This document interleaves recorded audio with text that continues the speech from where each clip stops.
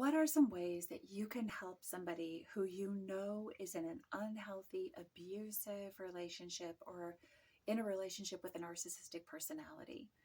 Now, the best thing that you can do to help this person is to not diagnose them or the person they're in the relationship with. It would really be to give them safe spaces, to be a harbor in the storm.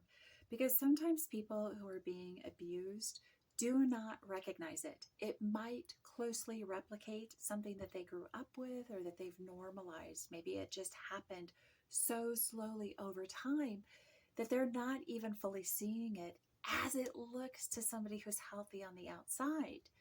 So, a few things that you can do. One, you can create a safe space. Two, you can introduce the idea of that didn't feel very healthy or safe. Are you okay?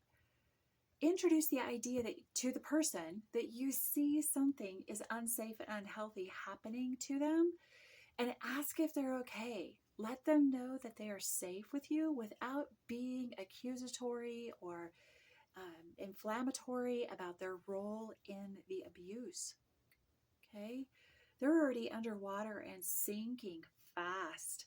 They cannot handle a friend being difficult.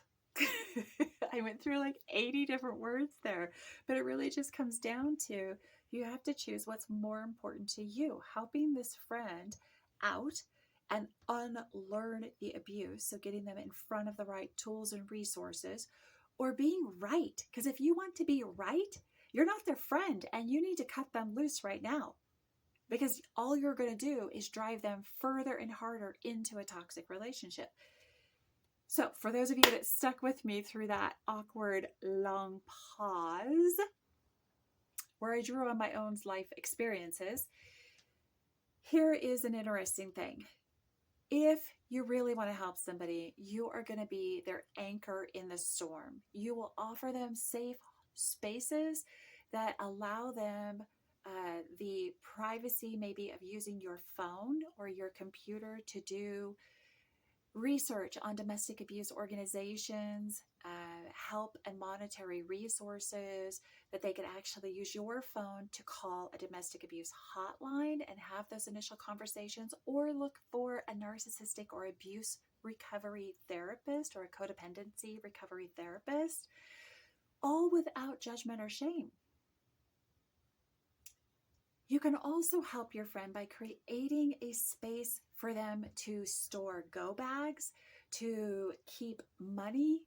It's so hard when you're in a space of an abusive relationship and you have kids or no kids, or you have pets or no pets. How on earth do you provide for your family and create a safe place when you can't even understand why your relationship has fallen apart and is completely physical or mentally or psychologically torturous? Help them understand that they have resources. Give them spaces to have those conversations with professionals where their life is not in danger. Because the reality is, if your friend were to use their phone or their computer to research a lot of these things, they're being tracked and stalked, and their life might possibly be endangered by doing that research on their own. So for a lot of you out there that want to help a family member or a friend, and you simply just don't know how dangerous it is for them, just Google and research and read for 5 minutes in the privacy of your own home about the statistics around domestic violence, when it soars and when it surges, and the things that are like a ticking time bomb in those houses. Because the goal is, if you love somebody, that you want to get them out, and on the other side of that, you want to get them into a healthy, safe space, their pets out, their children out, the whole family out, and into a safe house or a safe living situation, and some wraparound resources to them. Now, your state or your governmental agency is going to offer a lot of those supports, but they need a safe place to have those conversations to look through that. And they need you to understand they can't just leave. They can't just leave because you want them to. It's a slow process, unfortunately, for a lot of people. But the more that you offer a stable environment saying that's not healthy, that's not safe, you do not deserve that, the more it's going to sink down through their survival mechanisms and give them an actionable plan to change the life they're living. And that's the goal.